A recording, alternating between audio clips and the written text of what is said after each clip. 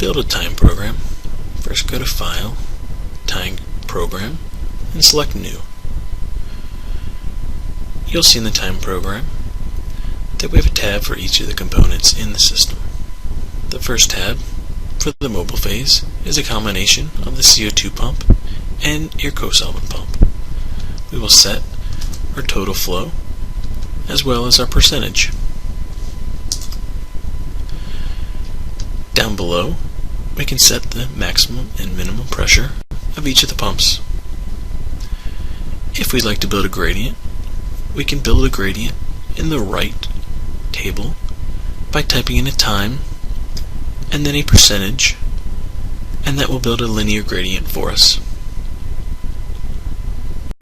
In the next tab, which is our makeup pump, we first want to confirm that we have, in this case, the small 2086 pump as our makeup, meaning our 2088 large liquid pump is joining the CO2 pump.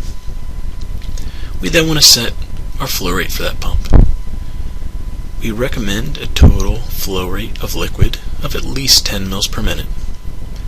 So if we look at our mobile phase tab, at 20% of 70 mils, we certainly have more than 10 mils of total liquid. In that case, we always recommend a positive flow of 1 mil per minute for the makeup.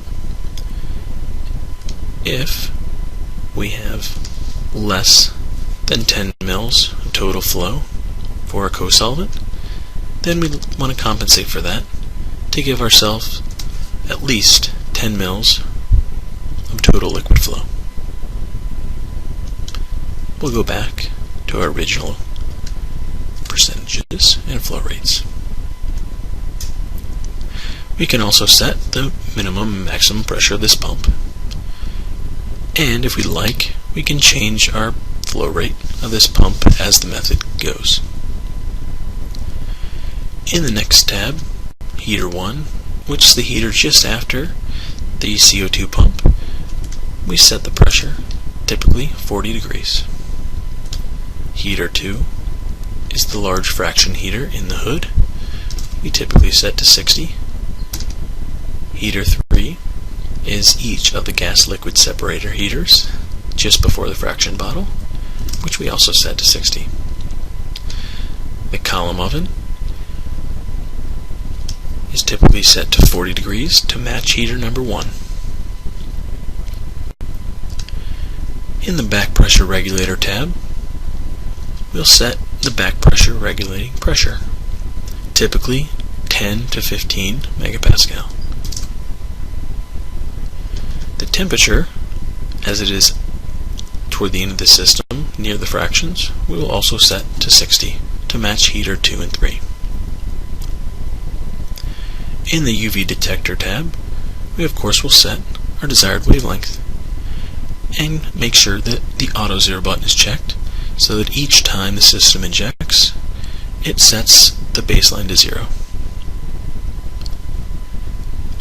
In the large volume injection tab, we will set the flow rate to 0, even if we're using the LVI as our injection, as we will set the flow rates, or the speed at which the autosampler picks up, in the sequence. If we scroll over, we have a fraction tab and a discard tab. As in this current method, we're not going to be collecting fractions automatically. We'll do that by hand initially. We'll leave these as they are. And in the last tab, the time program, any changes that occur during the method, such as a gradient or changing of temperatures or pressures, will be shown here. As we are keeping everything constant and isocratic, we don't see any parameters changing. We next just need to save the method. We can overwrite a current method if we like, or we can modify and save as a new name. If you do try to overwrite, it will warn you before it lets you save. We then can click OK. The next step is to go up to the monitor button select the method we just created, and hit OK. That will load the current conditions from that method, and the last step, we simply come to the pump button and make sure all of the pumps are on, indicated by the green button, or if they're not, press the pump all button, and you can close that.